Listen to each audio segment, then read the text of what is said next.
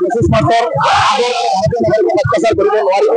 আৰু পিছত যিসকল আছে হিন্দু আৰু মুছলমান তেওঁলোকক আইনগতভাৱে আলাদা পঠাই দিয়ে। এইবিলাক দেখা গৈছে বৰ্ডাৰ পুলিচ অসমৰ মুখ্যমন্ত্ৰী জোৰ জুলুমতে গৰু ছাগলী পেলাই দিয়াৰ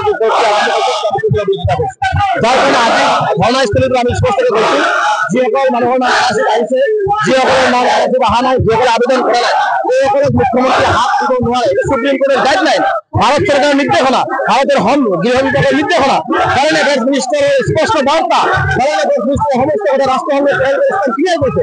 যদি এই সকল মানুষ তাদেরকে হাত দিব নোৱাৰে, বিপদে কেস কৰে থকা হাত দিব নোৱাৰে, সেইবিলাক মানুষকে হাত দিয়ে অন্যায় কৰে। গতিকে অমানৱীয় বাৰবাৰ ঘটাই কৰি আছে।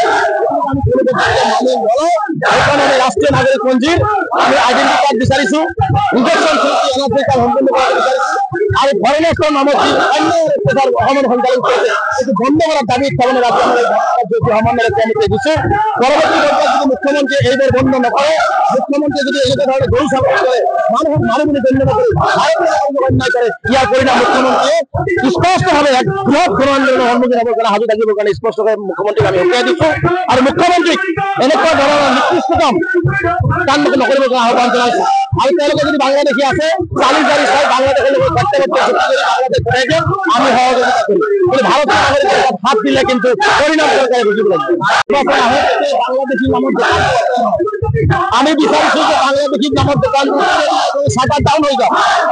আৰু এই ৰাজনৈতিক বিভিন্ন কিছুমান দল আছে যে নিৰ্বাচন আহিলে হতাশগ্ৰস্ত হয়, নিৰ্বাচনেৰ কাম কাজ চলিবৰ কাৰণে নিৰ্বাচন পাহৰিবৰ কাৰণে এই বাংলাদেশী দোকান খুলি দিয়ে, যাৰ কাৰণে আজিলৈকে বাংলাদেশী সমস্যাটো সিৰিয়াসলি সমাধান হোৱা নাই। গতিকে এই সমস্যাটো আমি স্থায়ী সমাধান বিচাৰিছো। ৭১ আগৰ মানুহখিনিক সুৰক্ষা বিচাৰিছো। ৭১ পিছত বাংলাদেশী ইয়াৰ পৰা যাব লাগিব, এইটো স্পষ্ট বাৰ্তা আমাৰ। গতিকে এই যে বাংলাদেশী নামত নিৰ্বাচন আহিলে নাটক, এই নাটক বন্ধ কৰাৰ কাৰণে আমি স্পষ্টভাৱে অসম চৰকাৰক দাবী জনাইছো। কাৰণ এই নাটকৰ জৰিয়তে আটাইতকৈ বেছি ক্ষতিগ্ৰস্ত সংখ্যালঘু ৰাইজ হৈছে আৰু আমি ক্ষতিগ্ৰস্ত হ'ব নিবিচাৰো। বাংলাদেশী মুক্ত এখন অসমে বিচাৰিছো। ৭১ পিছত যিসকল আছে যাব লাগিব, ৭১ আগৰ মানুহখিনিক হাৰা হাস্তেন বানি লব। এই শাসন আমি বৰ্তমান অসমৰ মুছলমানসকলক হিমন্ত বিশ্ব শৰ্মাৰ নেতৃত্বাধীন চৰকাৰখনে যি অন্যায় অত্যাচাৰ কৰি আছে ভাৰতীয় মানুহক, তেওঁলোকে পুছবেক কৰিছে। এই পুছবেক সম্পূৰ্ণ ভাৰত অত্যাচাৰ কৰাইছে,